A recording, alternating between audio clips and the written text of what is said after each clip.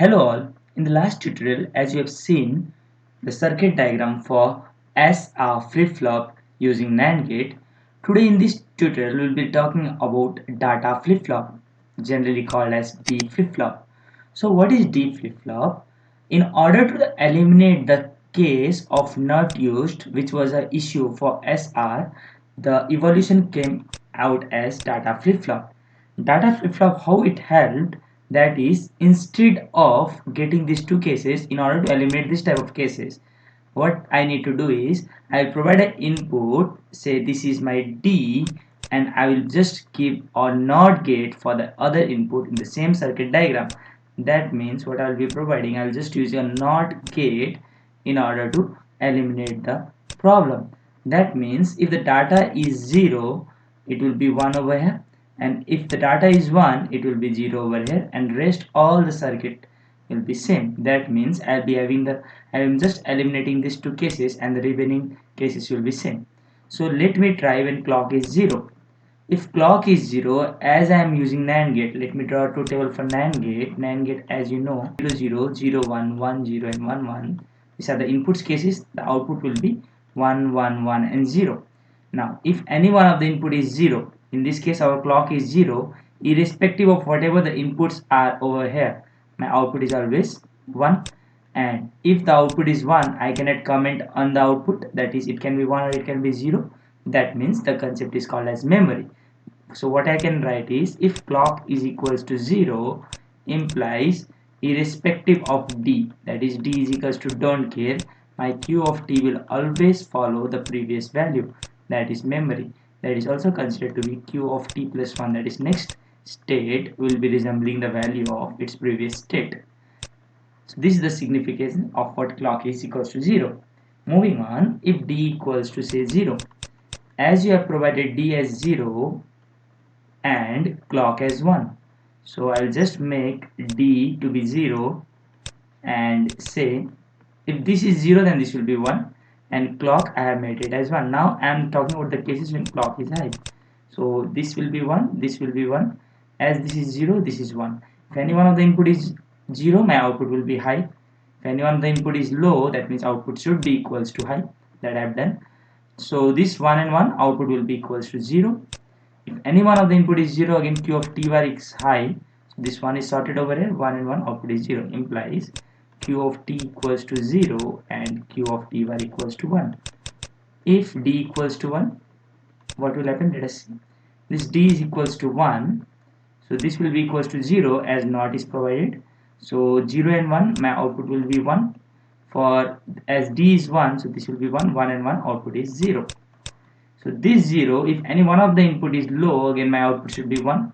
As this one is sorted, so 1 is connected over here, and 1 and 1 output is nothing but equals to 0. That means if D equals to 1, my Q of T equals to 1 and Q of T bar equals to 0. So if I make a truth table for this, so what I will be having is two inputs, one will be clock, another one is T. So first case, when clock is 0, irrespective of D, my Q of T will always follow the memory. When clock is say 1, when clock is high, now D will be having two cases, 0 and 1. So if D is 0, my output is nothing but 0. If D is 1, my output is 1. So this is the truth table of D flip-flop. Let us talk about its state table. So state table would be something like this. Say this is my Q of T and this is my D and this is my next state, that is Q of T plus 1. The combination of the two inputs will be having 0 0 0 1 1 0 1 1. That means let us see what happens when Q is 0 and D is 0. If D is 0, whatever the output is, it doesn't matter, it will be always following what? 0. That means when D is 1, if D is 1, my Q of T plus 1 will be equals to 1. If Q of T is 1 and D is 0, again, if D is 0, it doesn't matter whatever the previous value is, it will just follow the output is 0. And if D is 1, Q of T is equals to 1. So basically you can say D is nothing but Q of T plus 1, or Q of T plus 1 is equals to D. This implies same. You can see the output is nothing but q of t plus 1 is nothing but it is following the inputs of t. Let us talk about its excitation table. Excitation table, as you can see, q of t and q of t plus 1, and what will be the value of d if we talk about.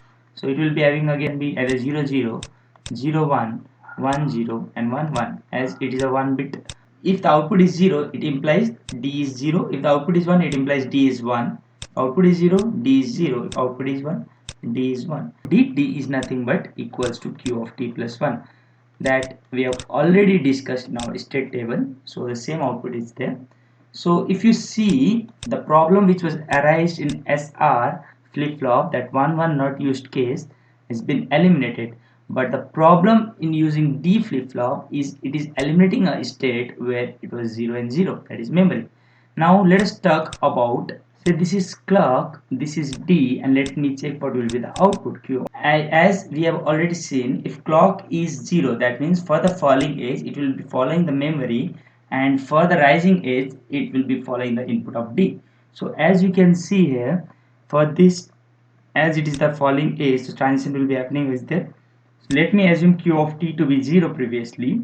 So if d is 1, my output will be 1. So till here it will be 1. This is 1. For the falling edge, it will be following the previous output, that means memory. So it will be following again 1. Again it is 1. So if d is 1, for this clock entire cycle it will be again following 1. Why? Because till here it will be 1, and as this is negative edge it will be following the memory, that means whatever the state was here before it will be following here. So again for this state, as you can see, again this state d is 1, so I'll be writing over here also 1, because as this is the rising edge it will be following the data whatever the output is. For clock equals to 0, it will be holding the previous state. In our case this state is 1, and in this case when you can see the clock is high, d is 0, so the output will be following to d, so the output for this case would be 0 till the next rising edge. Let me again explain you over here. If the whatever the changes will be happening in the output, it will be on when clock is equals to 1. When clock is 0, it will be holding the previous state. So I have assumed q of t to be 0 initially. So when you can see d is 1, so from this end to this end, as d is 1 implies q of t plus 1 will be 1. So I have resembled 1 over here. But when you move for the negative edge, it will be following the previous output, that means till here again it will be 1. Again moving on to the second case, still we see the d as acting as 1, so till here to the next positive transition it will be having the output as 1. Now moving on to the third phase, in third phase if you see still d is 1, so d is 1 implies it will be holding the case for clock is equals to 0. Although d is 0, it won't make any impact, because when clock is 0, irrespective of whatever the value you provide to d, the output will be following to its previous state. In this case it is 1, and for the next state if you see d is 0, so our q of t is also 0. So this is all about data flip-flop. So here in this we have talked about circuit data flip-flop, how it is different from SR, truth table, state table, excitation table, and the timing diagram. Hope you understood this video. Thank you.